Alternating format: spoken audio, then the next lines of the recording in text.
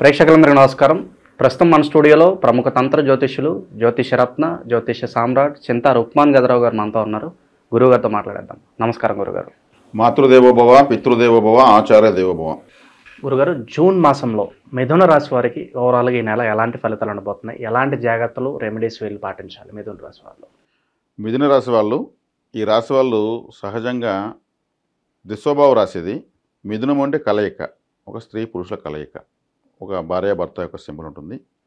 ఈ రాశి వాళ్ళు ఎటువంటి స్వభావాన్ని కలిగి ఉంటారంటే, స్థిరత్వం అయితే ఉండదు, సంబంధం లేని సమస్యలు తెచ్చుకునేస్తారు. వీళ్ళు సంబంధం ఉండలేని సమస్యలకు బాధ్యత వహించాల్సి వస్తుంది.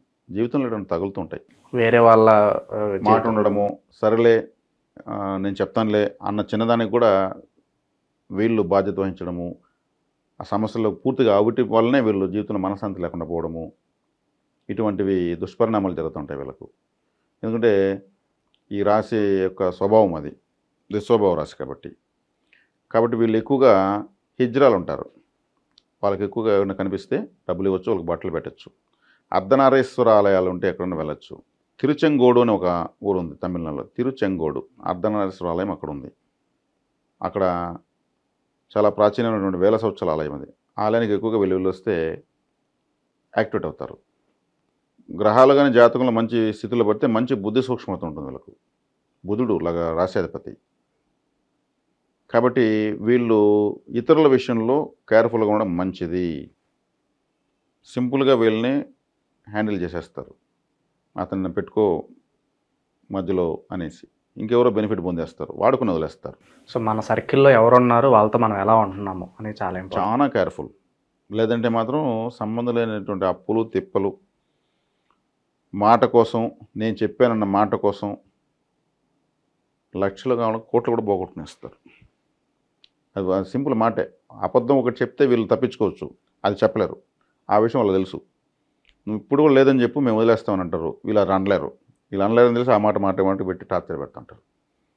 నువ్వు ఇయ్యలేదు, నువ్వు చెప్పలేదు, నువ్వు ఉండలేదు, చూడలేదని చెప్పు, మేము వదిలేస్తాం, పట్టించుకోం, లైఫ్లో మళ్ళీ నీ గురించి మళ్ళీ మేము ఎట్లా అలా అట్టుంటాం. అంత అవసరం నాకు లేదు, నేను ఉన్నది వాస్తవమే, అయితే ఉంటే నువ్వు బాధ్యత వహించు, ఇట్లా తగులుకునేస్తారు. వెరీ సింపుల్గా ఉంటాయి. అంటే అబద్ధం చెప్పలేక నిజాన్ని భరించలేకపోతూ ఉంటారు. అట్లుంటుంది. కాబట్టి కేర్ఫుల్గా ఉండాలని, సమాజంతో కేర్ఫుల్గా ఉండాలి, కమ్యూనికేషన్స్తో చాలా కేర్ఫుల్గా ఉండాలి వీళ్ళు. ఇక ఈ సంవత్సరం తీసుకుంటే ఈ జూన్ మాసం ఈ సంవత్సరం జన్మంలో గురువు, 10వ ఇంట్లో శని, 9వ ఇంట్లో రాహు, 3వ ఇంట్లో కేతు. అంటే గ్రహాలన్నీ న్యూట్రల్గా ఉన్నాయని చెప్పొచ్చు. నెగిటివ్గా లేవు, పాజిటివ్గా లేవు. జన్మలో గురువు ఉండడం వల్ల వీళ్ళకు గ్యాస్ట్రిక్ ప్రాబ్లం కంపల్సరీ వస్తుంది. లివరు, జీర్ణాశయము, పొత్తి కడుపుల నొప్పి, ఇవన్నీ కంపల్సరీ వస్తాయి. చెస్ట్లో పట్టేయడము, కుట్టు పట్టేయడము, ఏదో ఒకటి ఖచ్చితంగా గ్యాస్ట్రిక్ ప్రాబ్లమ్స్ అయితే వస్తాయి, దానికి ఏం సందేహం లేదు. జన్మలో గురువు మొహమాటాన్ని ఎక్కువ ఇచ్చేస్తాడు, మంచితనాన్ని ఎక్కువ ఇచ్చేస్తాడు. మంచితనం ఎక్కువ దాని శత్రువు ఇంకోటి లేదు. మంచి వాళ్ళు ఇప్పుడు సమాజానికి పనికిరారు. అంటే చెడ్డవాళ్ళు పనికి వస్తారంటే చెడ్డవాళ్ళు కూడా పనికిరారు. లౌక్యం తెలిసిన వాళ్ళు పనికి వస్తారు. ఎప్పుడు అబద్ధం చెప్పాలి అప్పుడు చెప్పాలి, సేఫ్ జోన్లోకి రావాలి. ఎప్పుడు నిజం చెప్పాలి అప్పుడు చెప్పాలి, సేఫ్ జోన్లోకి రావాలి. ఇది లౌక్యం అంటే. అబద్ధము కాపాడన్న ఎక్కువ సందర్భాల్లో నిజం కాపాడదు. నిజం చెప్పి నిష్ఠూరిపోయినాను అంటూ ఉంటారు. నిజమే ఇప్పుడు చాలా పెద్ద బద్ద శత్రువు. అటనే అబద్ధాలు చెప్పి నేను ఎంకరేజ్ చేయడం లేదు. సందర్భాన్ని బట్టి ఏది అవసరమో దాన్ని ఉపయోగించగలగాలి. ఆ లౌక్యం ఇప్పుడు మిథున రాశులకు చాలా అవసరం. లగ్నంలో గురువు, నేను అబద్ధం చెప్పును, నేను నిజాయితీగా ఉంటాను, నాకు నష్టం వచ్చినా పర్వాలేదు, నేను భరిస్తాను, ఈ టైటిల్స్ అంతా ఏం పనిచేయవు, పూర్తిగా పడుకోబెడేస్తాయి. ఓకే. కాబట్టి ఇప్పుడు గ్యాస్ట్రిక్ ప్రాబ్లము, కడుపు సమస్యలు, జీర్ణ సమస్యలు వస్తాయి, మొహమాటం పెరిగిపోతుంది, అదేవిధంగా మంచితనం పెరిగిపోతుంది. కాబట్టి వీటిని కొంచెం సవరించుకుంటే మంచిది. 10వ ఇంట్లో శనేశ్వరుడు ఈ లగ్నానికి, ఈ రాశికి అష్టమాధిపతి, భాగ్యాధిపతి. కాబట్టి ఇతను న్యూట్రల్ ప్లానెట్ 10వ స్థానంలో. కాబట్టి శని నుంచి మనము మంచి ఆశించలేము, చెడు ఆశించలేము. కంఫర్ట్ అన్కంఫర్ట్ తెలుదు, నార్మల్గా పోతూ ఉంది. ఒక్కోసారి బస్సు స్లోగా పోదు, స్పీడ్గా పోదు, ప్రయాణం సాగుతూ ఉంటాం. అలా ఉంటుంది చేసే వృత్తి, ఉద్యోగ వ్యాపారాల్లో. ఏదో వెళ్తున్నాము అంటే వెళ్తున్నాం. వ్యాపారం చేస్తున్నప్పుడు ఒక వ్యక్తి మిథున రాశిలో అతను కొత్త కస్టమర్స్ రారు, పాత కస్టమర్లు పోరు. నాకు ఉండాల్సిన స్టాండర్డ్ నాకుంది, వాళ్ళకు సప్లై చేసుకునే చాలా సరుకు, అడిగింది తెచ్చుకుంటే చాలా కూడా 4 అపార్ట్మెంట్లు ఉన్నాయి, వాళ్ళ వరకు సరుకులు తెస్తాను, అంతకుమించి తెచ్చినా నాకు పోదు. ఇటుంటుంది ప్రతి విషయంలో. ఎగ్జాంపుల్గా చెప్తున్నాను. 9వ రాహు కాబట్టి తండ్రి సమానులు అంటే పిన తండ్రి పెద్ద తండ్రి గురువు ఇటువంటి వాళ్ళకి అరిష్టం. ఏదైనా తండ్రి సమానులకు హార్ట్ అటాక్ కానీ, లేదంటే క్యాన్సర్ కానీ, ప్రమాదాలు కానీ, ఇతరత్ర అనారోగ్యాలు కానీ, లేదు వ్యాపారం నష్టాలు కానీ వచ్చేదానికి అవకాశాలు ఎక్కువ. ఓకే. 9వ రాహు ఉంటే రాహువు రవిగ్రహాన్ని బాధిస్తాడు. 9వ స్థానము పితృస్థానము కాబట్టి తండ్రికి అనారోగ్యము, తండ్రికి దూరంగా ఉండడం మంచిది. కాబట్టి వీళ్ళకు రవి కూడా 3వ స్థానం సంబంధించినటువంటి సింహానికి సంబంధించినటువంటి గ్రహం అన్నమాట. తండ్రితో కూడా వీళ్ళకి అంత పెద్దగా సెట్ అవ్వదు. జనరల్గానే తీసుకుంటే మిథున రాశి వాళ్ళకు తండ్రితో పెద్దగా సెట్ అవ్వదు. ఒకవేళ అటు అయిన వాళ్ళు ఎత్తుకుంటే జాతకంలో వాళ్ళకు తండ్రి మంచి స్థానంలో మంచి డిగ్రీసు నక్షత్రాల పాదాలు పట్టుండొచ్చు. అందరికీ ఎక్కువైతే కాదు, సాధ్యమైతే ఎక్కువ మందికి మిథున రాశుల వాళ్ళకు తండ్రి పెద్దగా కలిసాడు.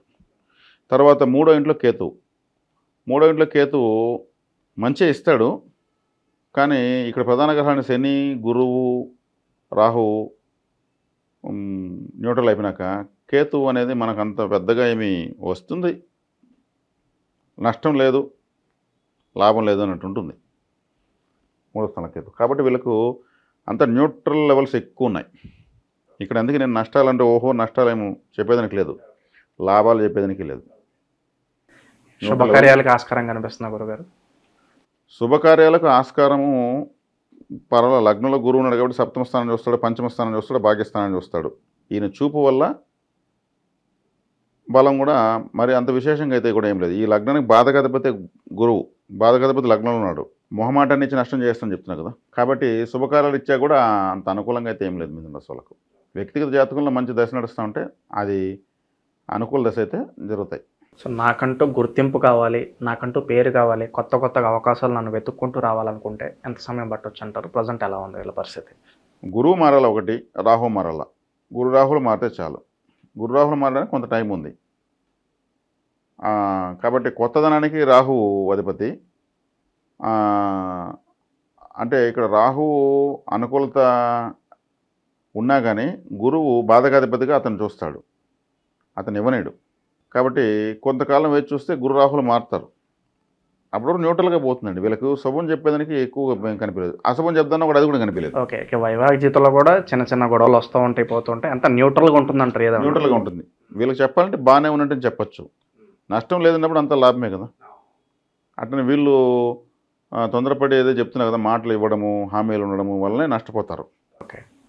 షూరిటీలు అతిగా మంచితనానికి ఇట్లాంటి వాటి వల్ల నష్టపోతారు. కాబట్టి ఇప్పుడు గోచారం వీళ్ళనేది ఇబ్బంది పెట్టే విధంగా లేదు. అతను తీసుకెళ్ళి ఎక్కడో కూర్చోబెట్టే పరిస్థితిలో కూడా లేదు. చెప్పాలంటే సాధారణంగా ఉందని చెప్పచ్చు. దాన్ని మనం వరీ కావాల్సిన అవసరం లేదు. సాధారణ ఫలితాలు అయితే ఉన్నాయి. ఈ పరిస్థితి నుంచి కొంచెం ఉన్నత స్థాయికి వెళ్ళాలంటే అడుగులు ఇప్పుడిప్పుడే మొదలు పెట్టాలి.